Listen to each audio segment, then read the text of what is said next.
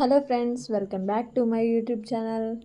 ఈరోజు అయితే నేను మీకు ఒక స్పెషల్ వంటకాన్ని పరిచయం చేయబోతున్నాను. వీటిని అయితే పప్పు కానీ సాంబార్ కానీ చేసుకున్నప్పుడు చల్లమిరపకాయలు అన్నవి వేయించుకొని ఎలా అయితే నంచుకొని తింటారో ఆ విధంగా ఈ పటోల్స్ని కూడా కలుపుకొని తింటారు. సూపర్గా ఉంటాయి. వీటిని అయితే పటోల్స్ అంటారు.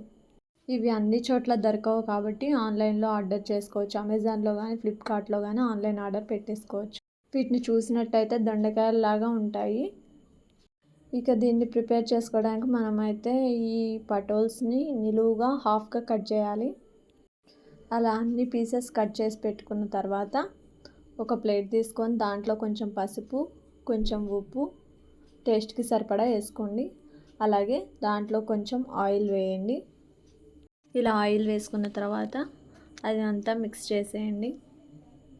అలా ఉప్పు కరిగేదాకా ఆయిల్ని మిక్స్ చేస్తూ ఉండండి. ఆ తర్వాత మనం హాఫ్గా కట్ చేసుకున్న పటోల్స్ అయితే ఉంటాయి కదా, ఆ కట్ చేసి పెట్టుకున్న పటోల్ పీసెస్కి అయితే ఈ టైప్లో యాడ్ చేసుకోవాలి పసుపు ఉప్పు మిశ్రమాన్ని. అలా అన్ని పీసెస్కి యాడ్ చేసి అలా పక్కన పెట్టుకోవాలి. ఈ పటోల్స్ని ఏ విధంగా చేయాలని అయితే మా బ్రదరే నాకు నేర్పించాడు. నేను ఈ పటోల్స్ని ఫస్ట్ టైం చేస్తున్నా కాబట్టి మా బ్రదర్ సపోర్ట్తోనే చేశాను. ఇలా అన్ని పీసెస్ని మిక్స్ చేసి పెట్టేసేయండి. తర్వాత స్టవ్ మీద ప్యానం పెట్టేసి లైట్గా కొంచెం ఆయిల్ వేసుకుంటే సరిపోతుంది. తాలింపుకు సరిపడా వేసుకున్నట్లయితే సరిపోతుంది.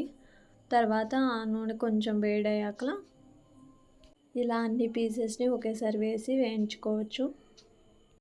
అప్పుడప్పుడు వాటిని కొంచెం తిప్పుతూ అవి బ్లాక్ కలర్ అవ్వకుండా కొంచెం గోల్డిష్ కలర్లోకి వచ్చే వరకు వేయించుకుంటే సరిపోతుంది. ఇలా గోల్డిష్ కలర్ లాగా వచ్చే వరకు వేయించుకుంటే సరిపోతుంది.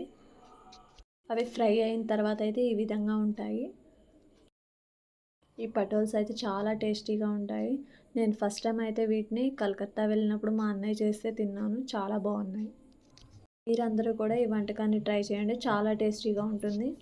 ఈ వీడియో మీకు నచ్చినట్లయితే లైక్ చేసి షేర్ చేసి సబ్స్క్రైబ్ చేయండి. Thanks for watching.